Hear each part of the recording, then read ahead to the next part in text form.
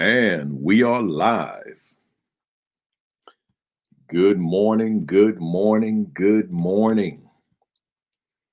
Greetings, greetings, greetings. Good morning, good morning, good morning. Top of the morning, October 3rd, first Saturday in October. Come on in, folks. It's early. It's 10:55, 10:56. You know I come on here early so I can check my technology. We're not ready to start yet. I start up at 11. But while we're waiting, I say to you, good morning, greetings, welcome, early rising. Glad to see you. I particularly am always glad to see those assistant principals out there and those aspiring assistant principals, but also those new principals, but then the entire audience, because we're relevant to everybody. If you're a classroom teacher and you have no desire whatsoever to become a school administrator, I'm still talking to you because we're talking leadership, right? If you're a superintendent of schools, I'm still talking to you because assistant principals are part of your district. They're an important part of your district. So if you're assistant superintendents, if you're principals, whomever you are, I keep it relevant, right? So good morning to everybody. I'm not starting yet. This is preliminary time. This is me checking my technology time, just making sure that everything is working. And so far we're looking good. But I do that live because I don't want to come on at 11 and find out that half my platforms are not working. So we do this live and go on and post it on YouTube later. People probably say, what's this guy doing? But, that's just kind of how I do it. So good morning. Good morning. Let somebody know, let a friend know, let a colleague know, let a peer know that we are on. It's October 3rd. And it's our 23rd session. I've been doing this since May the 2nd. It was supposed to be 18 weeks, but guys said to me, you keep this thing going. So it's 55 weeks, right? 55 weeks of talking leadership, talking school leadership, talking assistant principal leadership. So I want you guys to let somebody know that Principal Kafele is in the building. I'm here. I'm ready. I'm pumped. I'm hyped. I'm on fire. I'm blazing, right? So regardless of the challenges of the world, and those challenges, they're heavy duty, right? Just so many challenges across the country, probably your respective states and cities, regions, but the country, the world. But despite these challenges, I'm still bringing the fire. I got to, right? I got to. So I'm here, right? So we got what we got. We got about another minute to go. So hit that share button, Facebook. Let the folks know, let your folks know on your platform that Principal Kafele is bringing that tiger fire. See, bringing that tiger fire this morning, right? I got a lot of information. I'm gonna tell you before I get formal. I've overplanned, but I'd always do that. I always overplan. I overplan this week too. I overplan every week. I'm so passionate about this broadcast, so passionate about this information that I tend to go overboard, but that's okay. I'm looking at my phone and all the technology is working so we can put this down. I'm seeing a lot of familiar names on here. I see folks who've been riding with me since the beginning in May. In fact, feel free to let me know as I'm getting ready to transition to formal start. Feel free to let me know if you've been with me since the beginning of May 2nd, all 22 weeks, this being your 23rd, and let me know where you are. I see we got somebody from Panama on here, and I just lost the name. But here we go. We're gonna put you on right here. We got Jathani is the last name. Priyanka Jathani from Panama. Panama is in the building. I know last week we had someone from India. We've been worldwide with this. So look here, folks. The folks are coming on. It's 11 o'clock. So let's get it started formally. So let me say to you, good morning. Greetings. Glad to see you on this October 3rd, 2020, 11 o'clock Eastern on a Saturday morning. And let me tell you, as I always tell you, I don't know about you, but if I could speak for me, I'm on fire this morning. And see, like I said before a few minutes ago, I'm always on fire. You know, there could be things going on in my life. It could be things going on into my world, but it will not extinguish my flame.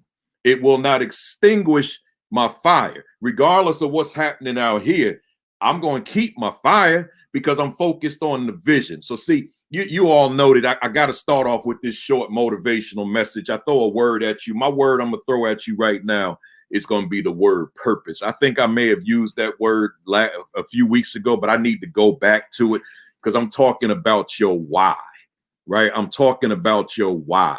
And I'm asking you, despite the challenges, despite the obstacles, what is your why? What is your reason? What is your because? What is your purpose for doing this work? I mean, when you think about the challenges, you think about the obstacles that are out here, you think about all the distractions that we're confronted with, right? I'm asking you, how are you going to navigate that? How are you going to maneuver through that if you are not clear on your why? If you are not grounded, rooted, planted into your why?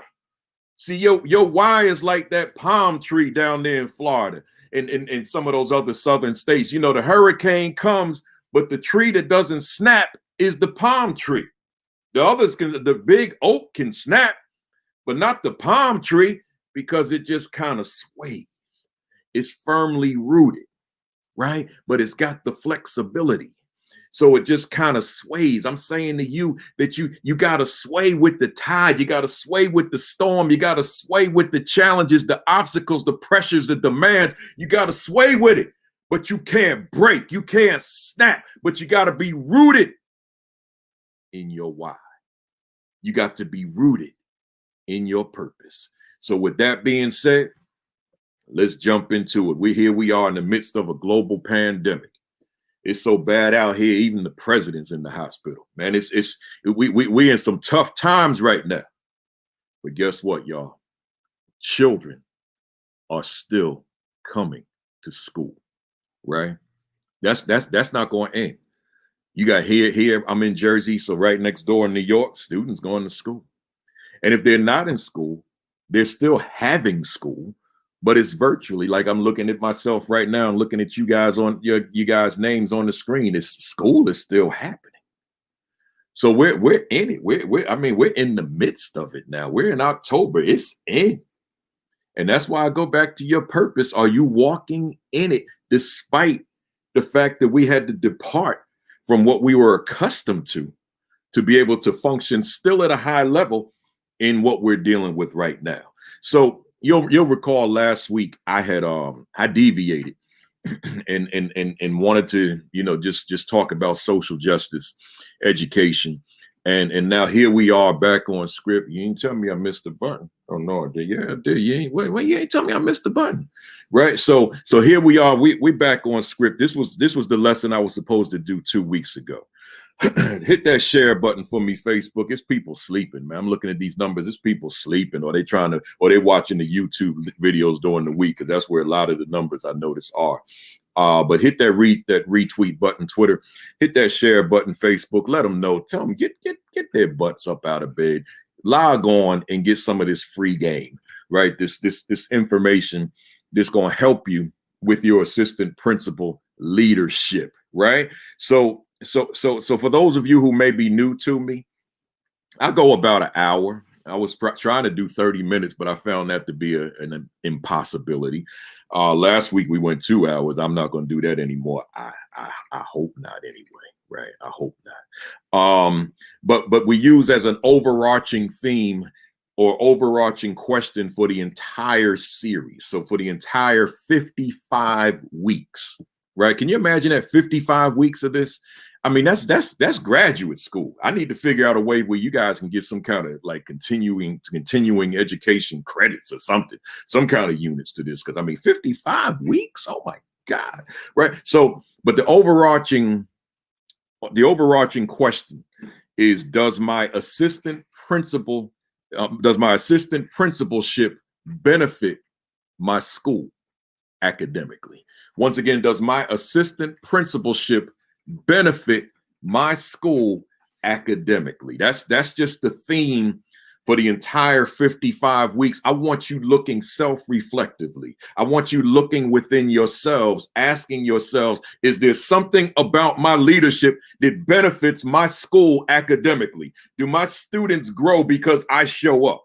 Are my staff members growing because I show up? Is there something about me being in the school that the school is moving forward? I'm not talking about behavior and all that. I'm talking about academically. Do you matter? Do you make a difference? That's the question. So that's the overarching underlying question for the entire 55 weeks. My topic today: your procedures and your presence matter.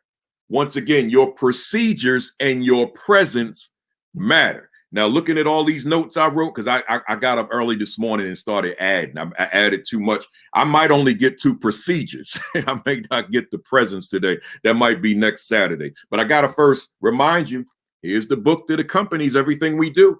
The Assistant Principal 50. You got to get your hands on this. Right? I posted the other day. This book, man, has been out for 4 months now. May, June, July. Yeah, been out for 5 months. No, June, July, August, September. And 4 months. And it's already eclipsed 9,700 copies sold. So I appreciate all of you. Those of you that got your copies early, it's 4 months old now. 9,700 copies. So that means we're going to hit 10,000 easily within probably this week. So I appreciate that. Right? Let's keep it moving, because I'm on a mission with this book. I don't write these books to make money. I write these books to empower people. So make sure that you get your hands on this, but you can't just get that without getting its companion, the Aspiring Principal 50, because most of you're not here to just to settle at assistant principalship and then that's it. This is your stepping stone to the next level where you become the head person, right? So the Aspiring Principal 50, I wrote this for you as well. Aspiring. Don't get it confused with assistant. These are 2 different books.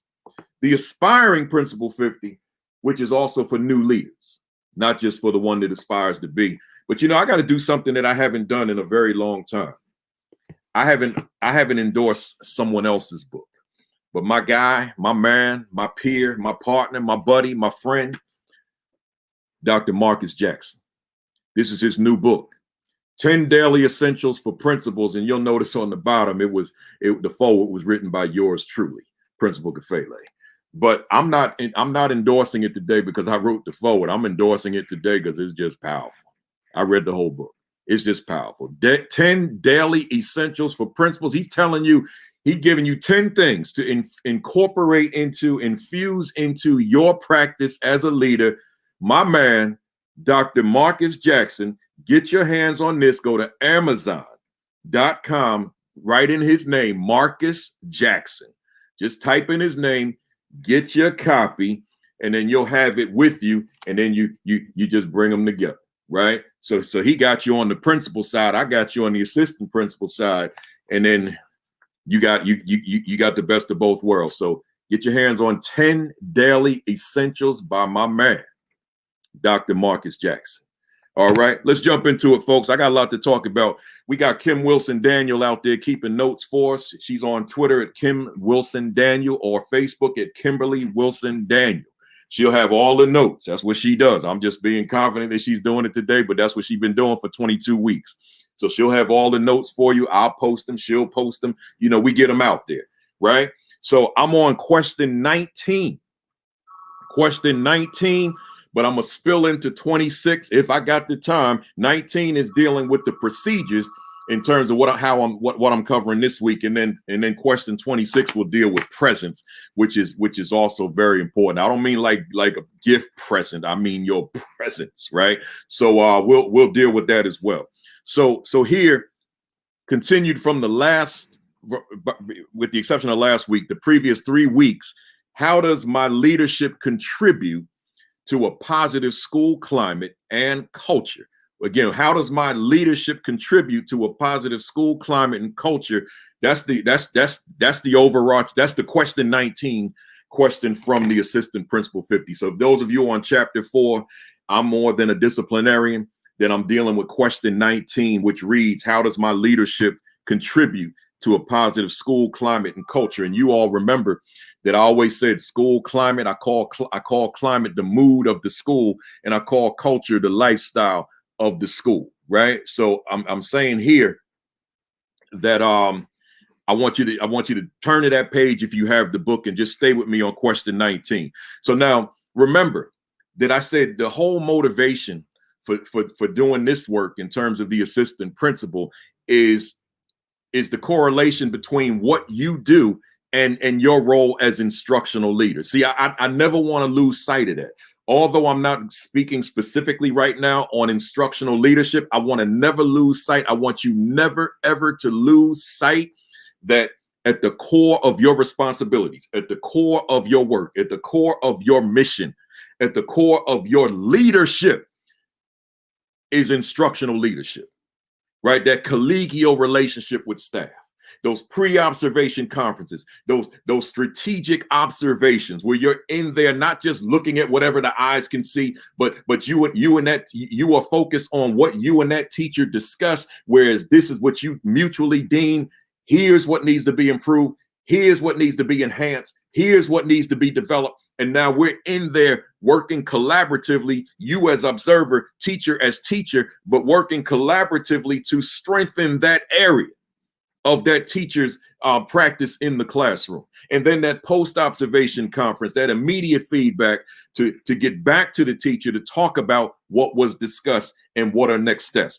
I never want you to lose sight of that. That's what this is all about. This is why I wake up on Saturday mornings to do these broadcasts, right? But there's so much more to the assistant principalship to enhance, to buttress, to support what you do as assistant principal toward being that instructional leader. So today I want to jump into procedures, right? And I'm saying here, from entering the building, from the time you enter the building to the time you leave the building in the afternoon or evening, and everything in between is procedures. There's literally nothing in the school that shouldn't have some kind of procedure, some kind of process, or some kind of procedural process attached to it. Nothing. I literally sat here for days just racking my brains. What is there that doesn't need to be associated with procedure in a school? And my conclusion, you can rescue me if I'm wrong. I never have a problem with somebody correcting me, but my conclusion is that there's nothing.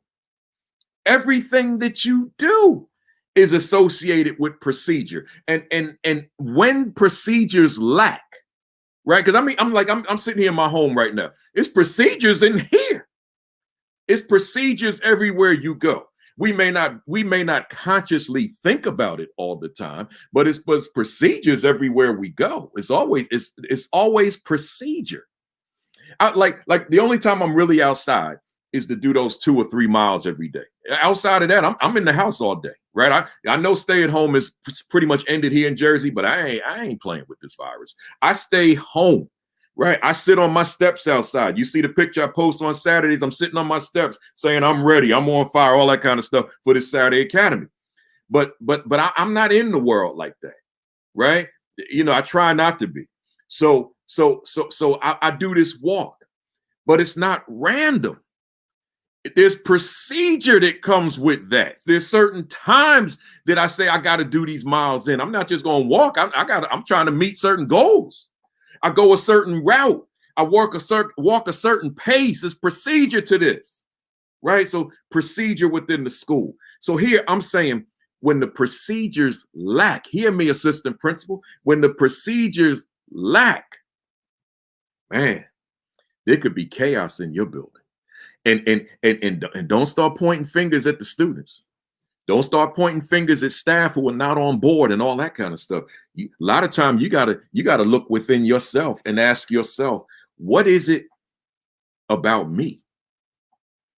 What is it about what I've implemented, procedures and process that I've implemented or lack thereof? What is it about my leadership that there is chaos here?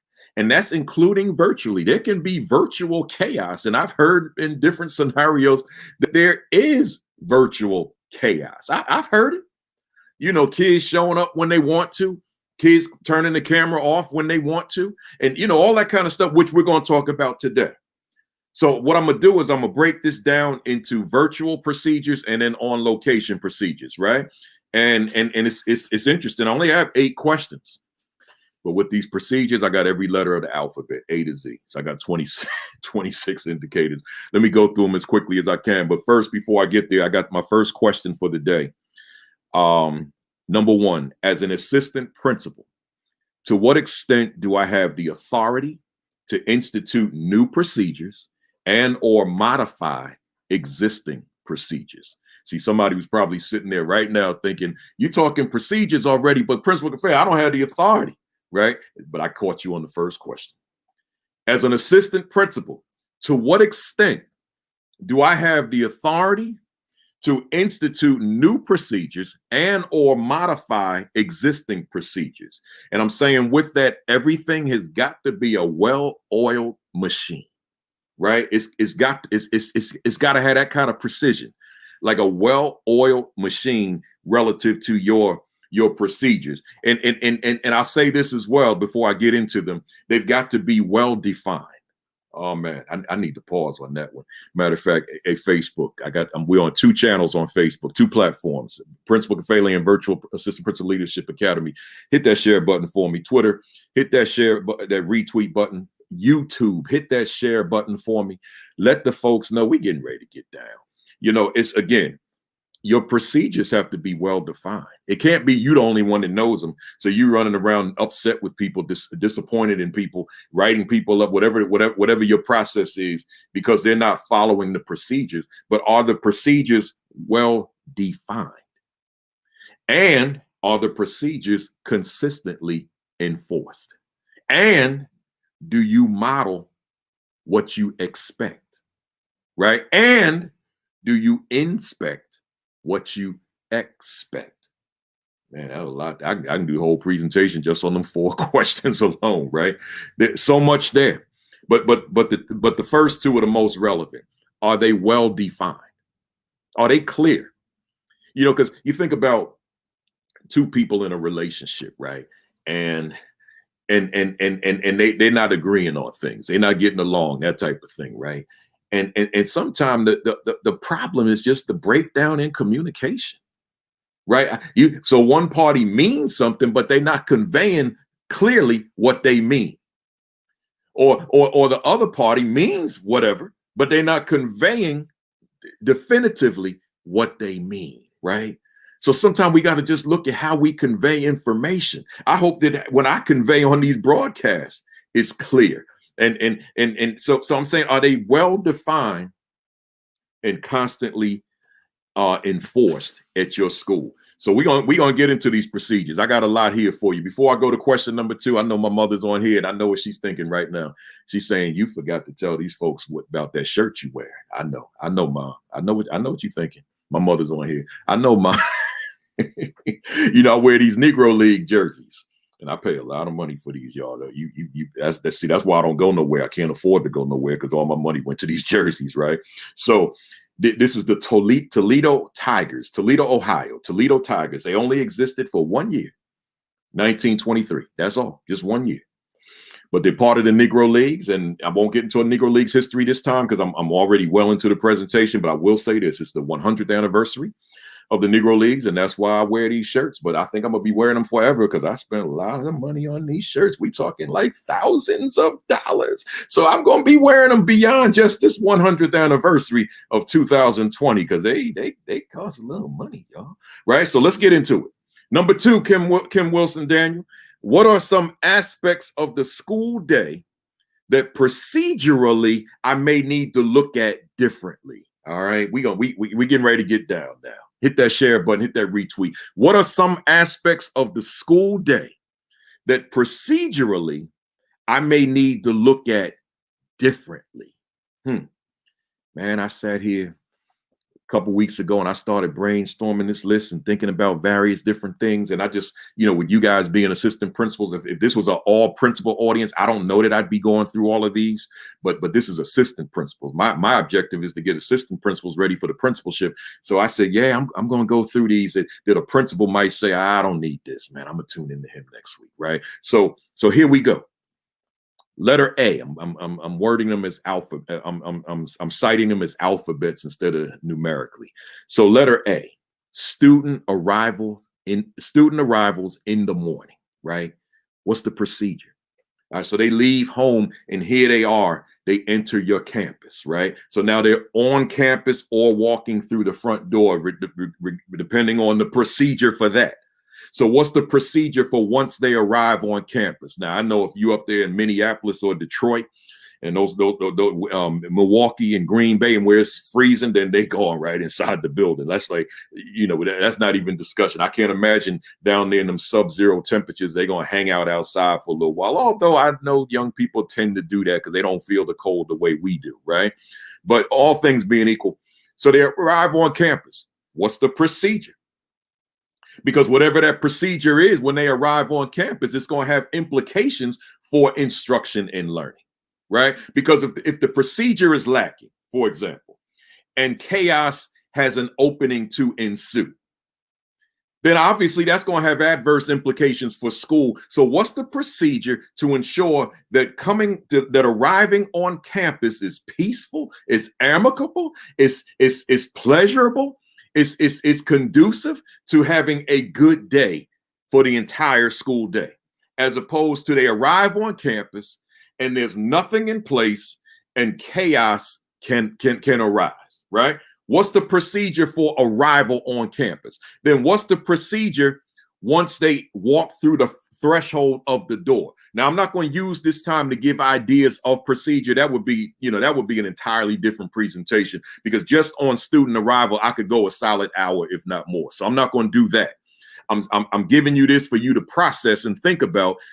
What it does, the procedure that's in place for your school right now, and I'll get the virtual later, but the procedure that's in place for your school right now, is it working for the school? Because whatever that student arrival procedure may be, that could have adverse implications for periods 1 through 8, 9, or 10, regardless, depending on how many periods you have in your school or that elementary, the duration of the school day. So because procedurally you guys were inept, or procedurally you guys were deficient at 7:30 in the morning, you still feeling that at 3 o'clock in the afternoon.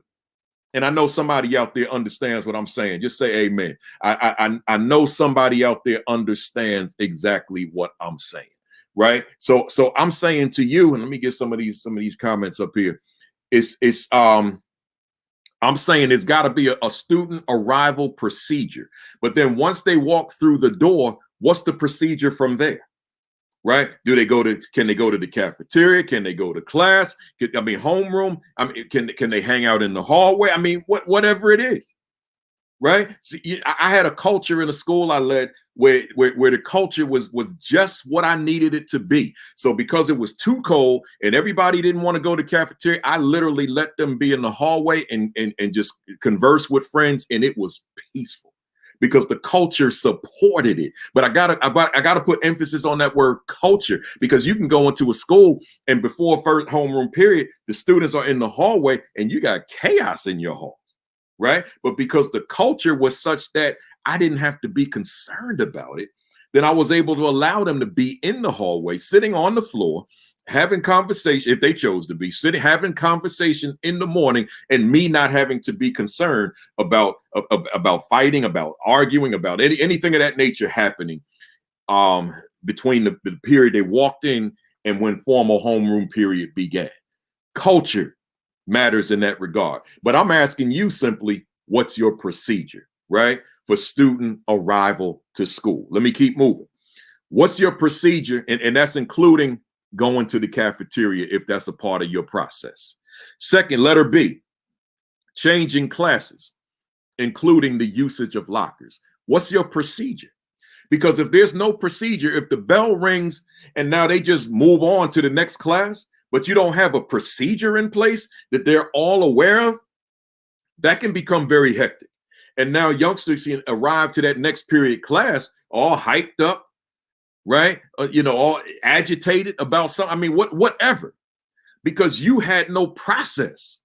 You had no procedure for something as simple as moving from one class to another. So I had a procedure, and that procedure included what side of the hallway you walked on. It's not that I wanted to be so regimented, but I understood that if you're walking to your right versus you're walking all over the hallway, then walking all over the hallway is going to increase the amount of time it takes to get from point A to point B, because you're walking into each other, and that presents its own set of challenges when we're walking into each other, particularly when I walk into someone that we don't necessarily see eye to eye, right? So you understand what I mean by that. But on the other hand, if there's procedure in place, and now part of that procedure is we walk to the right, and then whatever your locker procedure is, am I allowed to use the locker? If so, how quickly, so that I can still make it to class within those 3 minutes or 4 or 5, whatever it is on your schedule. What is the procedure? So now I want you, I got the mirror, y'all know that. So I want you to check the mirror, look at yourself, and is the current procedure working? Those of you who are virtual full-time, you're going to be back in the building soon, and you've been in a building before. So I want you to reflect on that. Does the procedure that's in place work? Or are there some things that we need to tweak? Are there some things we need to adjust in order to make the procedure work, so that the time between getting from one class to another, or even if it's a special going from at the elementary level, from going to class to the gymnasium, whatever it is, that it's a well-oiled machine. You don't have to worry about conflict between classes. You don't have to worry about undesirable behaviors between class. You don't have to worry about bottlenecks between class. You don't have to worry about any of that. Your students are moving according to your plan, your process, your procedure, and now they get there. The halls are clear before the late bell even rings. That is doable, right? And someone that may be on the call, and you from an urban environment, it's super crowded and all that kind of stuff. It doesn't matter, right? It can work, but that's up to you, right? So now let's go to letter C. Going to the restroom, the nurse's office, counselors, and etc. And when I say counselor, let me every time I say the word counselor, I feel like I need to correct anybody out there that's still using guidance counselor. That's like, that's for the museum now. Doesn't exist anymore. So if you're still stuck in guidance counselor, get rid of that, right? It's counselor, right? So going to the restroom, nurse's office, counselor. What's the procedure? I don't need to spend a lot of time on this. What's the procedure in order to get there? Right? Because if you don't have a procedure, and in classroom A, they do it this way, in classroom B, they do it that way, in classroom C, they do it yet another way, then you got inconsistency throughout your building. And that's going to come up to haunt you later on when a disciplinary issue becomes an issue because of the lack of procedure, right? Or the lack of consistency, or the lack of continuity. That's going to come back and haunt you later on. So you want to make sure that there's a procedure in place that's consistent across the building for seeing the nurse, for seeing the counselor, right? For using the restroom, exactly, etc. I'm not going to tell you what those procedures should be, because each school has its own uniqueness. I'm just saying to you, you need to be thinking about what that procedure will be, as opposed to being haphazard and random and just letting kids do whatever they want to do, or staff doing whatever they do according to how they feel it is best for the school. No, you need to have something uniform so that there's consistency there, so that your entire school is on the same page, right? Let's keep it moving here. Letter D. This is a big one here. Students entering the cafeteria. I have worked with a lot of principals across the country in terms of one-on-one consulting, as opposed to the in-service and the workshops. This is during school. The consultant hat is on, and the one-on-one consulting. And one of the breakdowns that I see when I do that, and it's pretty much something that I see on a regular basis when I'm in that capacity. The school could be running very well in the morning, but something about that first period lunch, and there's a breakdown, right? And as I'm with the principal and we're observing it and we walk in the building, it becomes crystal clear to me. I see what's going on. There's no procedure in place for going for that whatever that percentage of students who have lunch that first period, for them to go to the cafeteria. The procedure is either not in place or it's not enforced. One or the other. It's one of two things. Either there's no procedure, or the procedure is not enforced, or not enforced, or the procedure has not been rehearsed. It hasn't been practiced, right? So now it's just the bell rings, and now they have relieved this lunchtime, and you got chaos. So now you got chaos there, and we're going to talk about the lunch period and exiting the cafeteria in a minute. But it's chaos because in your capacity of leadership, you didn't nail that down, right? So I'm saying to you as leader, you've got to make sure that there is a procedure in place for going from whatever that period is to the cafeteria. And it's got to be uniform. Folks that know me, whether they be on this thread or just people in the world that know me as a principal, they know that I practice these things, man. I drill on these things. I don't just preach them, but we drill, we practice. You know, when I get to the emergency management, and I know I touched on that earlier in the series, but I'm gonna revisit it. I practice those drills because I wanted perfection. Right. So I'm saying here, it's the same thing. Certain procedures may have to be practiced, not in terms of real time, but I'm talking about some off time practice where you just say, we need to practice this to make sure we get it right because it's posing a disruption to the school day. So so therefore you practice it. Right. So let's keep moving. So what is your procedure for entering the cafeteria? But letter E, what is your procedure for picking up their lunches, right? So what's the procedure for lining up for lunch? Man, I mean, again, for me, in terms of my experience, this is very elementary. But for me, in terms of my practice as a consultant, it's not elementary. I've witnessed this. I've watched it.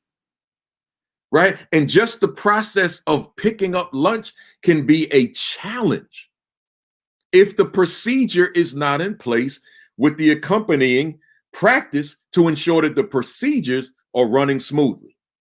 So there's got to be a process, a procedure for just getting your lunch and then going back to your table. And I may say within that, this is not even in my notes. Are they allowed to sit where they want to sit? Or have you assigned seats? What works best for you? What works best for your school in terms of where students sit? That's key. What's the procedure, right? And then in terms of who's supervising that cafeteria, which is not a part of my notes, but I'll throw it in there. Who's supervising? And within their supervisory capacity, what are they doing? Right? What is their role? That's you, assistant principal. Because with everything said thus far up to letter E, I guess it is, this has implications for how your time is freed up to become that instructional leader, right? It has implications. So you got to think about that, right? Let's keep going.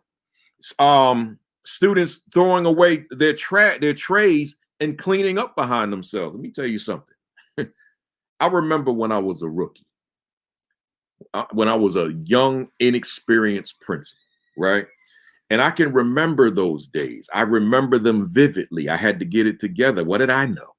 I remember those days of students leaving the cafeteria and my custodial staff having to pick up every tray off those tables. I remember those days. I remember.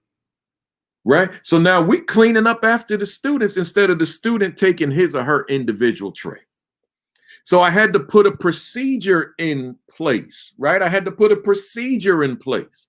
So I put a procedure in place, and just to give you an example of what I mean, the procedure in place was we gonna throw them trays away well before the dismissal bell rings, so that now while they're sitting there, those tables are spotless because it wasn't just throwing away the tray, but it was cleaning up behind you. So that floor, that table, that cafeteria was spotless. So when the bell rang, it was nothing for them to do but grab their book bags and move on to the next class. And now the next group that comes into the cafeteria is coming into a spotless cafeteria. But that's because of procedure. In those days when I was green, raw, rookie, and I had no procedure yet, then we were cleaning up, right? Custodial staff, kitchen staff, we cleaning up after them because there was nothing in place. We had to put something in place in order for that to happen, right? So Dr. Jackson's talking about a team designed for procedure. So it doesn't have to be you unilaterally, right? You got your team, and you guys come together and talk about whatever those procedures may be, right? So let's keep it moving. Letter, where we at here? Letter G. Now this is the biggest one when it relates to the cafeteria. Exiting the cafeteria. Students leaving. That's the biggie, right? Because let's say, for example, your procedure, let's say you have no procedure relative to keeping voices at an orderly volume level, right? So let's say that you're of a mindset, hey, I don't care. Release it during the cafeteria, and I'll be transparent. I was one of those guys. Release it during lunch. I don't have a problem with that, right? Laugh loud. I don't care, long as it can't be heard in the classrooms, right? That's your release. That is your time. It's lunchtime. That's your time. I don't want to hold any rules over that. I don't have any real expectations over that in terms of how loud you speak, whatever it is. I mean, if you scream, that's another story, right?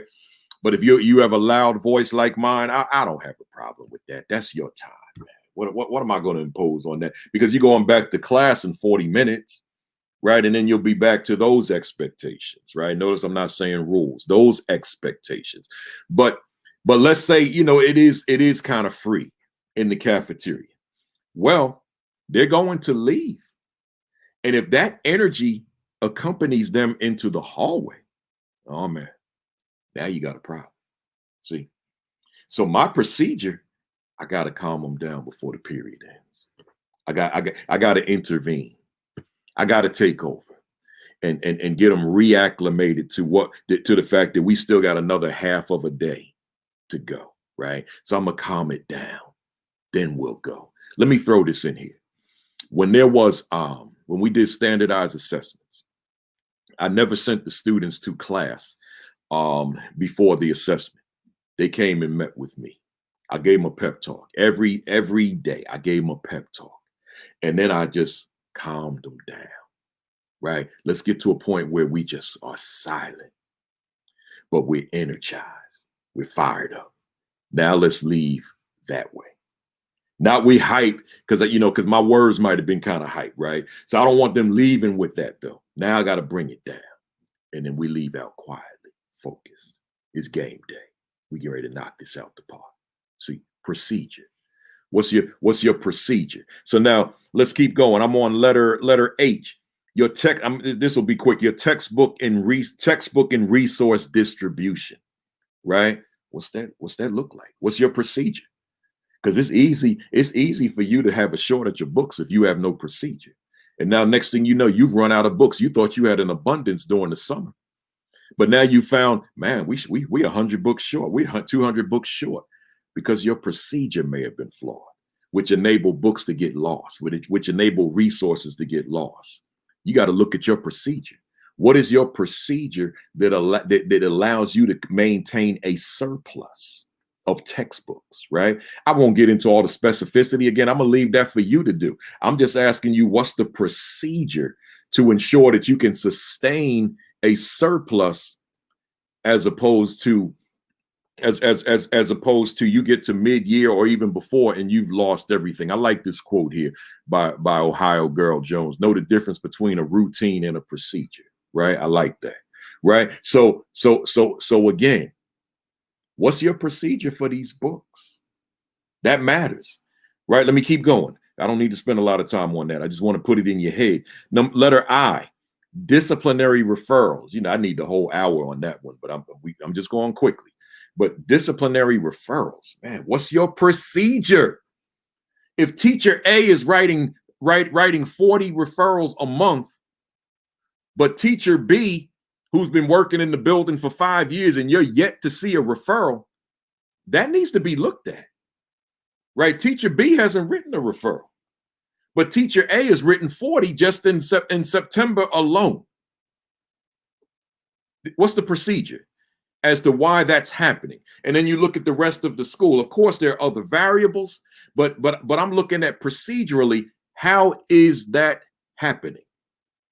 Right? So now I got to look at you, assistant principal, if that's part of your responsibility.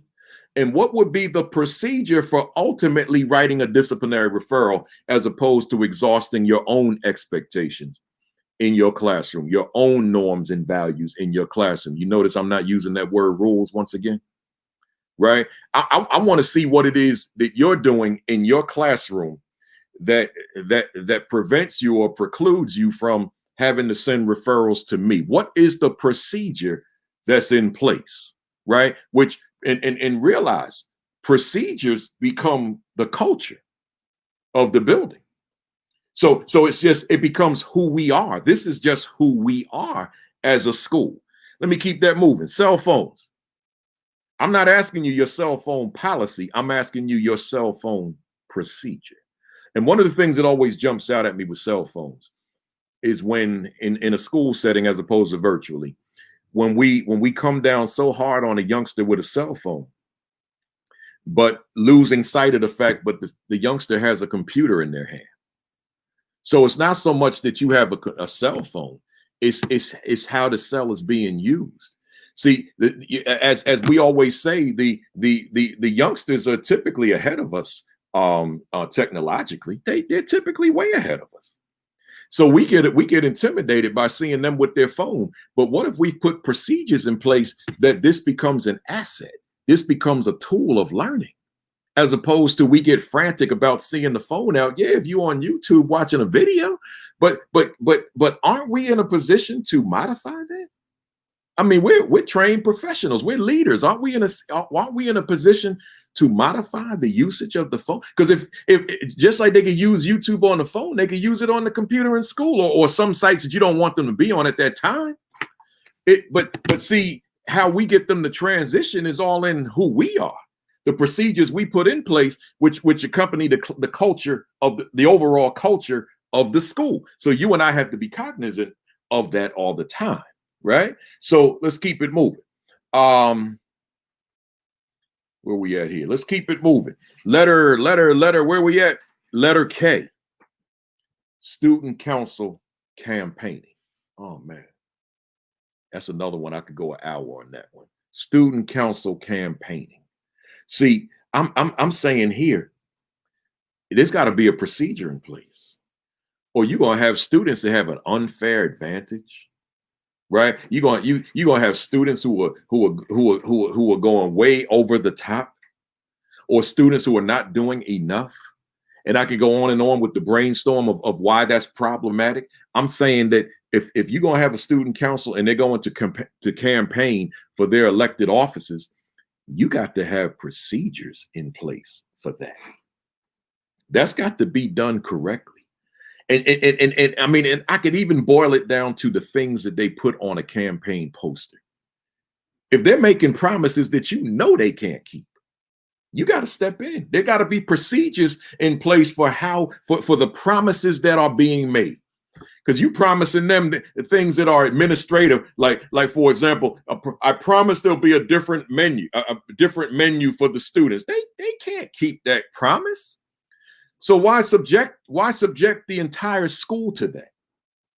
Let's make sure that we monitor what's being recorded, what's being written on the poster, so that when it's posted, we don't have students who are making promises that they can't keep and thereby winning when someone who maybe deserved to win more so, who has some very legitimate platform that had nothing to do with the menu, but just issues that affect young people on a regular basis. And we didn't use that because we went with these popular promises that could never be kept in the first place, right? So let's keep it moving. Letter L, all other student activities. So whatever that may be, right? I'm on letter M, end of the day dismissal. What's the procedure? I've seen schools, I told you I'm a consultant. I've seen schools where they're busting out the doors. I've seen it. That doesn't work. That doesn't work at all. But I've also seen schools where it's a very peaceful process as they walk through the doors, just like a fire drill. There got to be procedure with that, right? So a very peaceful process of just walking on out the doors. What is the procedure for ensuring that process is orderly, is peaceful, and is conducive to how a school should exit a building every day, right? Let's keep moving. Letter N, as in Nelson, after school program. What's the procedure for that? So I don't even need to give you any specificity because you got so many. But what are the procedures to make that after school program as smooth running as possible? Letter O, here's a big one: staff sign-in. That's always a problem, particularly for the teacher that's running late. So that teacher may be running late and run on up to the classroom and never signed in. What's your procedure for that? Because I know that you want that teacher to arrive to that class as quickly as possible, but on the rolls, that teacher's absent. So what would be the procedure to ensure that teacher is accounted for, right? Letter P, lesson plan collection and return. I need 2 hours on this one, right? But I'll do a whole other session on this at another time. But let me say this to you: lesson plan collection. I know a lot of us do it online now. We use Google platforms and all that kind of stuff. I get it. I'm old school. I haven't been in a school as a principal since 2011. But if I was still there, whatever the platform that's used, I always collected on Monday. I only held my staff accountable for 1 week's worth of plans. But Monday night, I read those plans. I read all of those plans of the teachers I evaluate, right?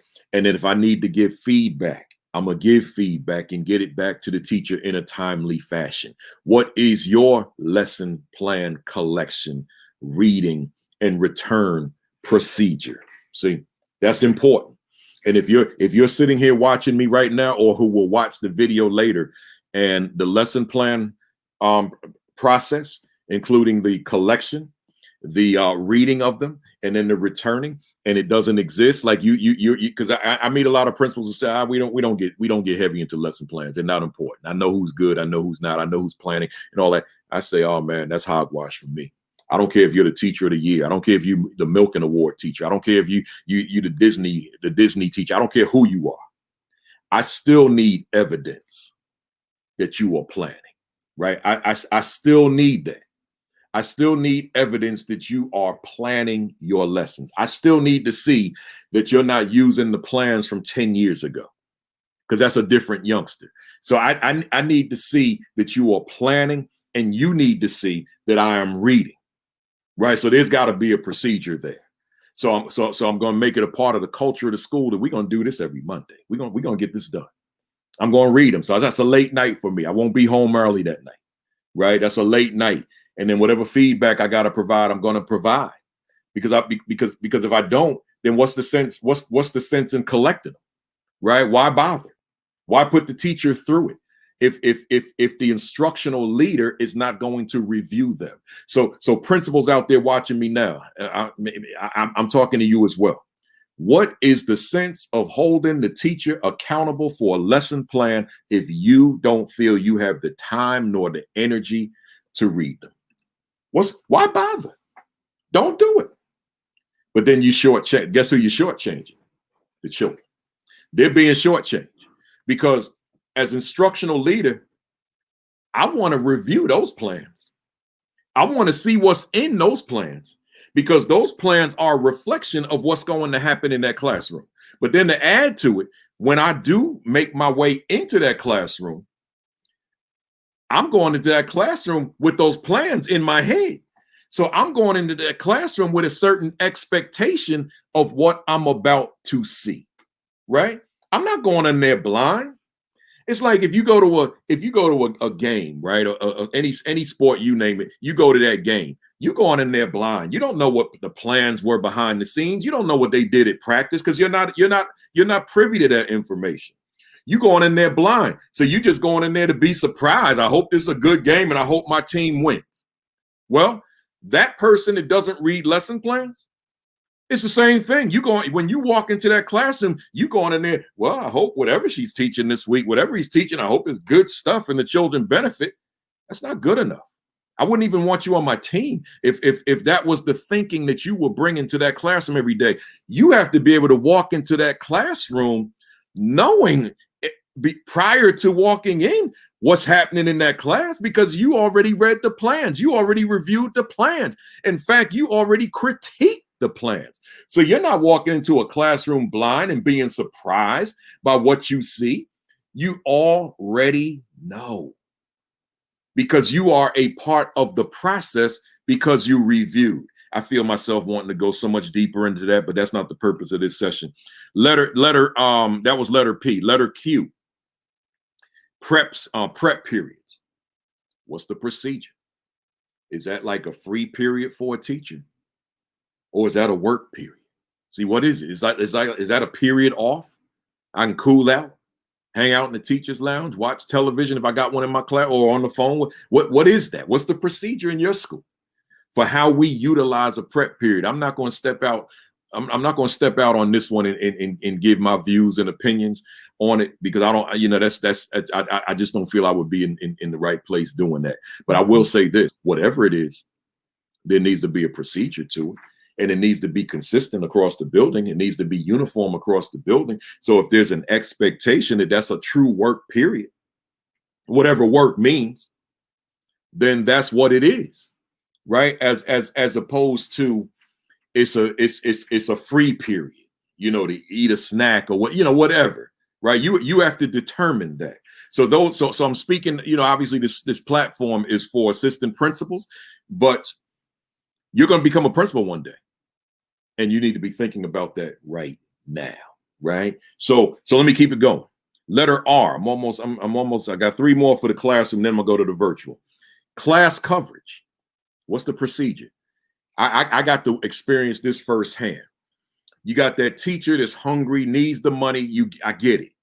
So now we're giving that teacher all the periods, right? This is me as a rookie. So this teacher's covering all the periods. This teacher's always got an extra period to teach. So now when we talk about procedure for the prep period, this teacher's covering classes for the prep period. So now this becomes our workhorse, and we're using this teacher all day. Every time there's a free period that this teacher's not teaching, this teacher's being used, and now this teacher's making an abundance of extra money. Fine. I'm not mad at the teacher. However, when we talk about procedure, what's the procedure for assigning class coverage to your staff?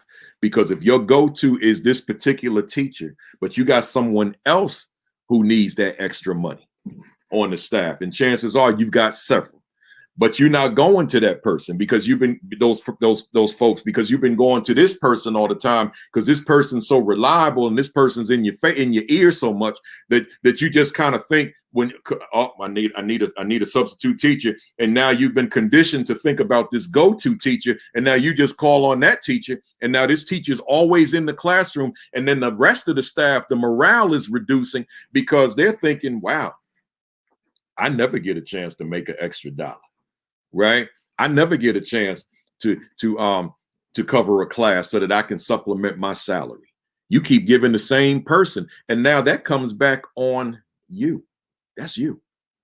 Because it's you that's assigning this person. It may not be you individually, it might be through a secretary, but you've given that secretary the permission to continue to assign this person. So I'm saying to you, you gotta, what is our procedure for utilizing those teachers who first and foremost want to be used as substitute teachers to cover classes when a teacher is absent? What is the procedure so that you can demonstrate uniformity, so that you can demonstrate equality in utilizing various different teachers, as opposed to just using this same cluster of teachers all the time?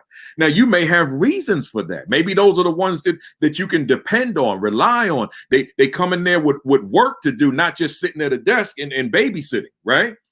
But if that's the case, then you may have to train the rest of your staff to understand that if you're going to cover a class, you have to work, not just sit at the desk and read the sports page or sit at the desk and do some lesson planning or whatever. But if you're going to cover a class, you have to work in the process. See, that's you putting those procedures in place. See, we're talking about your procedures today. And I can tell you right now, I'm not going to get to your presence. That'll be next Saturday because I'm not going over today, right? So I'm not going way over today. But your presence will be next week. So let me finish up. Teacher supplies. That's letter S. I'm going to Z. Teacher supplies. What's the procedure? You got teacher A needs a case of paper from September to December or August to December.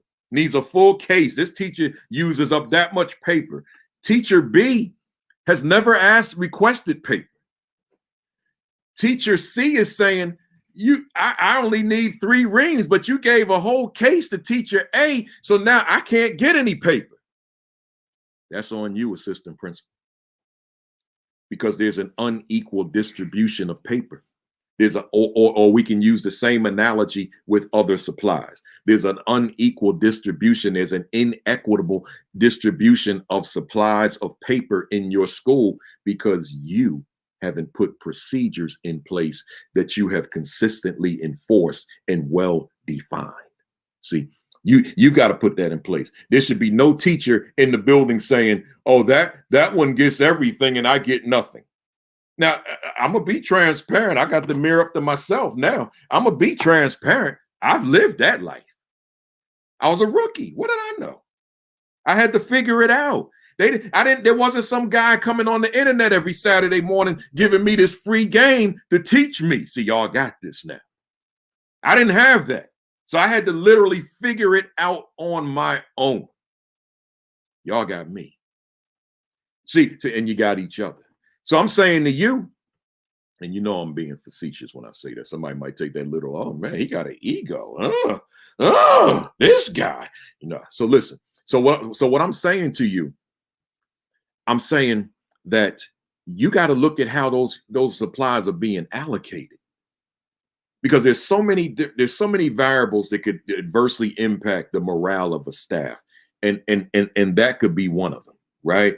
My man, Principal Tovar, he knows something. He knows something about that because he's been a principal for a while here, right? So make sure that you put certain procedures in place in terms of how you go about getting those supplies and that paper to your people. I'm on letter T, last one of in person, and then I got just these handful for virtual. Back to school night. Now I need to put a check by certain ones. This back to school night, I definitely need an hour, right? Because there's so much to be said, but I'm gonna leave it here for now. I'm gonna revisit this at another time. I'm putting a check mark on the ones I need to come back and spend more time on. But that back to school night, man, I need like an hour because there's so much there. What is the procedure to make that night a productive night, right? What is the procedure? There's got to be a procedure in place in order to make that back to school night beneficial for the rest of the school year. Yeah, got to. And as I've told you guys before, those of you who were on that particular presentation, my back to school night was never enter the school. Parents and their children enter the school and go follow a schedule. No, you come into that building, I'm the leader. I'm the principal. The first voice you're going to hear is mine. We go into the auditorium or the gym, whatever it is, and I have at least an hour of content. Somebody said, yeah, I know you got an hour. Yeah, I got at least an hour. I got a lot to say to my parents on that back to school night. And that's the biggest night of the year. I'm guaranteed to have standing room only on back to school night. So you think I'm going to send my parents and their children to the teachers and I didn't let them know what's on my mind? No, we going to start off with me. It ain't about me, but it's about what I got to say. Because all my procedures, all my expectations, I'm going to articulate those so that everybody hears them at the same time. See, that's how that's going to work. Then I'll have a procedure for going from class to class. That'll be in place. But it's going to start off with whatever I've got to say to start off that night, because I need that to carry into the school year. So that was letters A through T. Now I just got these U through Z for virtual, and then I'm gonna wrap it. I'm gonna be done, and then I'll get to your presence, which is also important. That's what I'm gonna spend next week on. This. When I say your presence, I'm talking about this, with your mouth shut. That matters.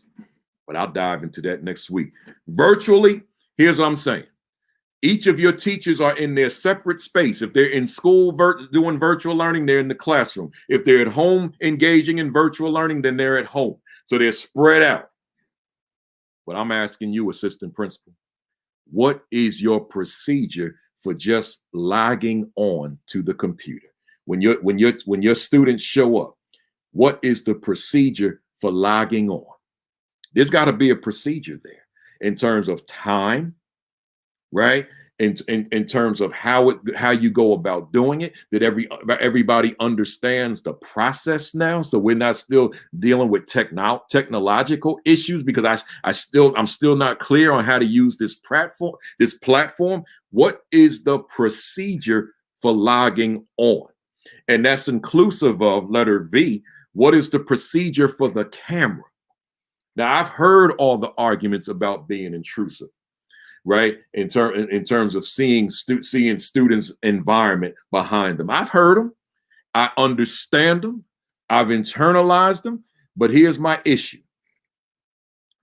I can't teach you if I don't see you. How am I going to teach you and I can't look into your eyes? It's like, it's interesting. I do Zoom presentations all week, every week. And a lot of times people say to me, they'll say, certain times they'll say, Principal Kafele, they'll put it on social media. You didn't bring the same fire that I'm accustomed to. And I say, of course not.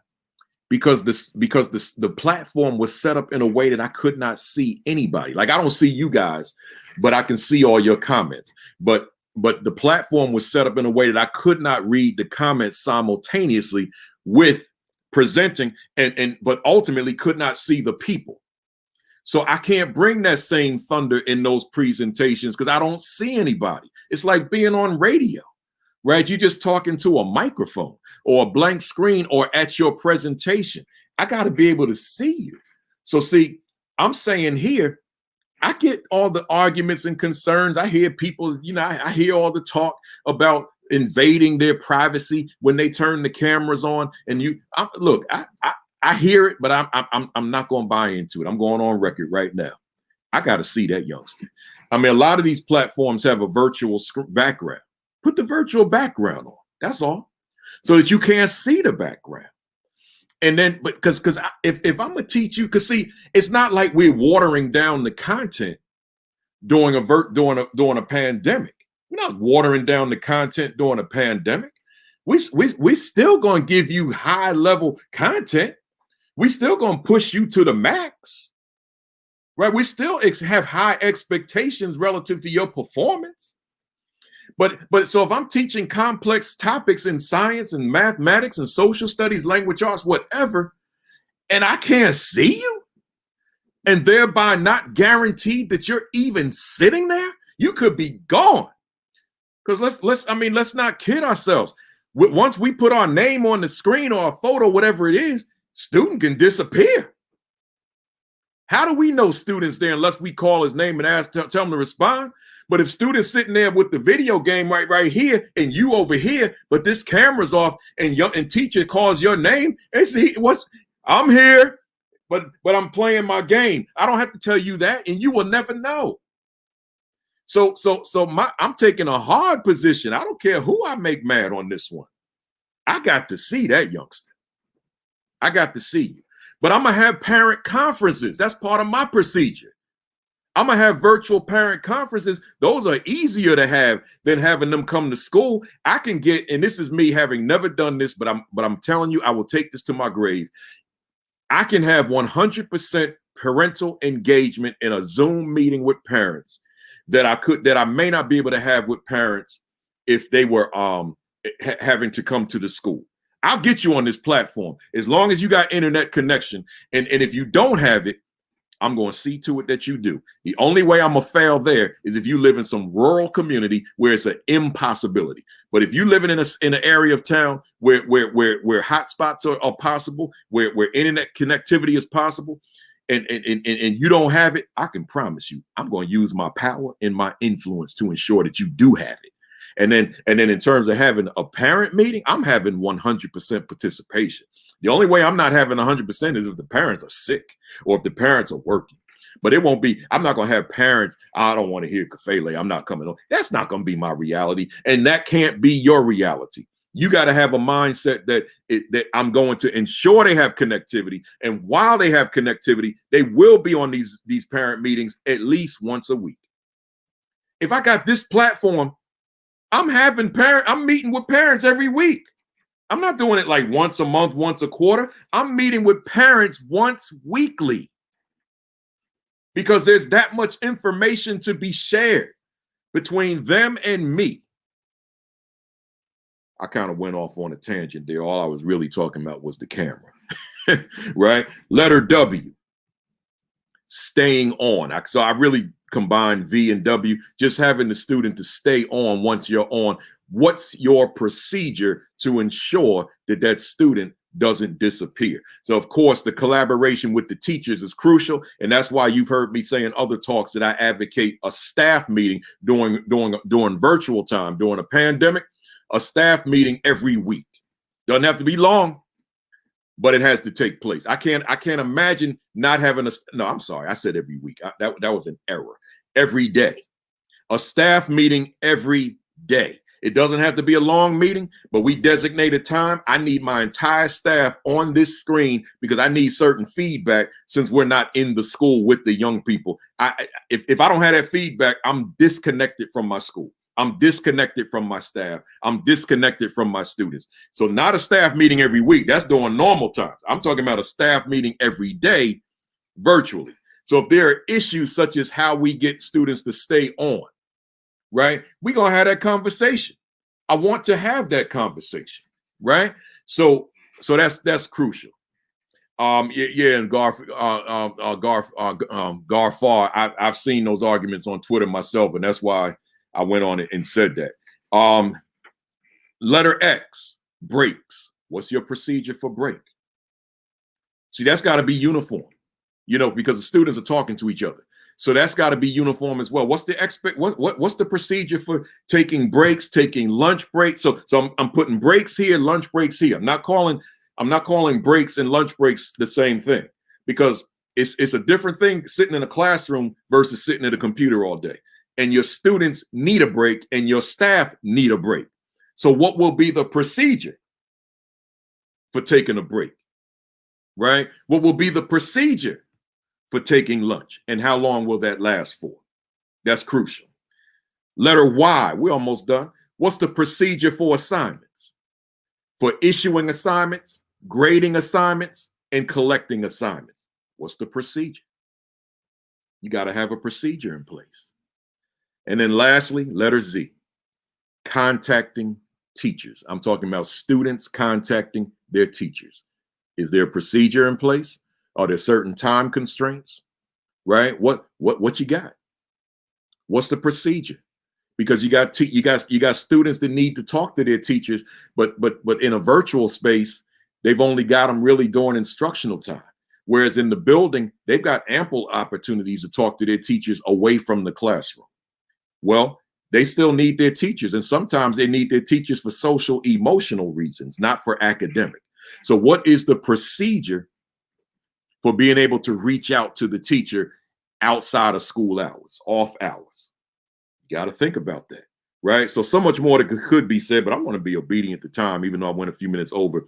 I gave you something to think about in A to Z, 26 different categories under the question, what are some aspects of the school day that procedurally I may need to look at differently, right?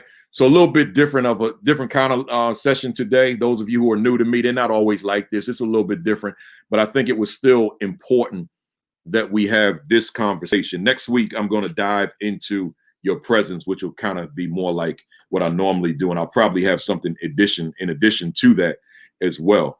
So let me say this to you. As a parting question, I always give a homework assignment. So the homework assignment, just a parting question. How will I ensure that the procedures that I am responsible for will be a well-oiled machine? Once again, how will I ensure that the procedures that I am responsible for are a well-oiled machine, right? Those procedures, they matter. You can't just let things happen haphazardly, randomly. You've got to be on top of everything that happens in that school, because everything in that school has an association with a procedure. Just like I said, everything in a school has an association with data, right? Which was a totally different conversation. But sometimes we don't think about things that way, that everything is data. Everything is numbers. Well, everything is procedure. Everything is process. Everything is policy. But we got to think about it that way. And then we got to ask ourselves, am I doing the things I need to do to ensure that procedurally we are doing it uniformly across and consistently across the building?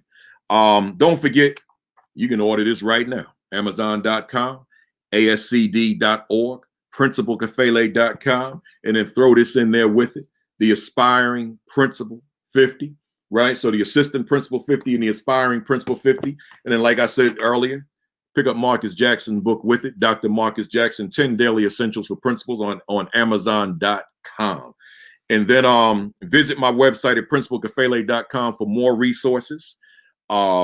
Visit, like, and follow my Facebook page, Virtual Assistant Principal Leadership Academy. And then also subscribe to my YouTube channel, School Leadership Thoughts. I had said back in May, my goal was to get that up to 10,000. We're at 9,750 right now. So like it.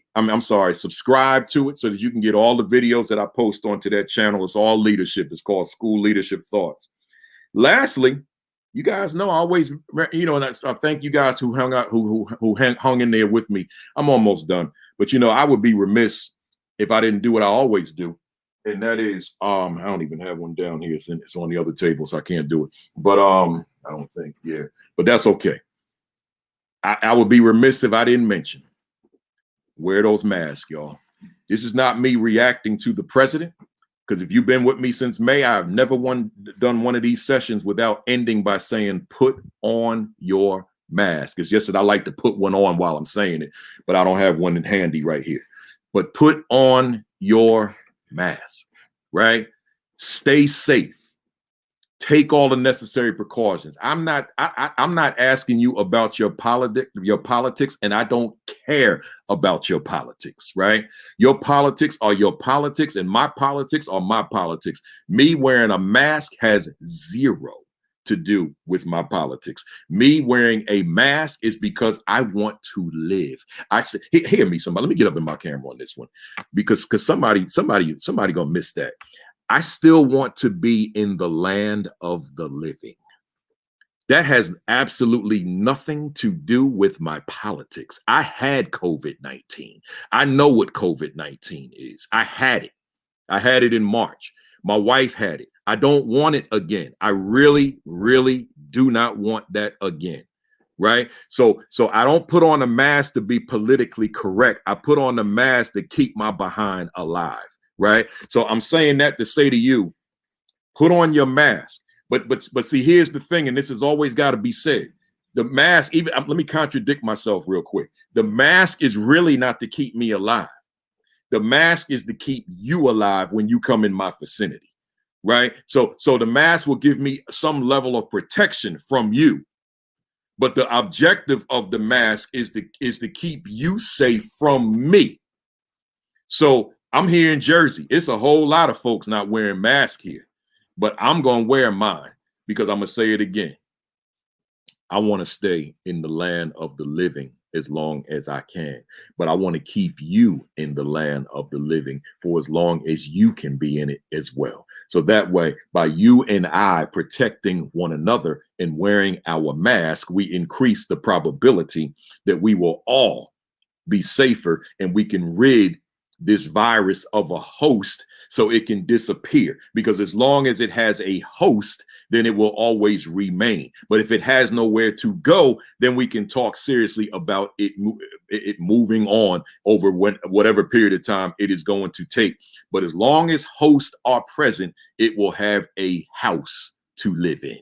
See, that's how that works, right? So again, we ain't talking no politics. We talking life. But we're educators. Ultimately, you and I, we just want the children to be able to go to school, right? We just want the children to be able to go to school. So Lori J said, wear the mask and the gloves. Put the gloves on, man. And if you don't need to go out, stay inside, man. You really need to hit the bar. You really need to go to the restaurant. I mean, I go sometime. I was at one the other day. I posted it. Sylvia's in Harlem. I had to go there. But that was takeout. I ain't going there. I stood right outside and ordered from the street, right? So that's that. And then again, your diet and your exercise. You make sure you are taking care of you.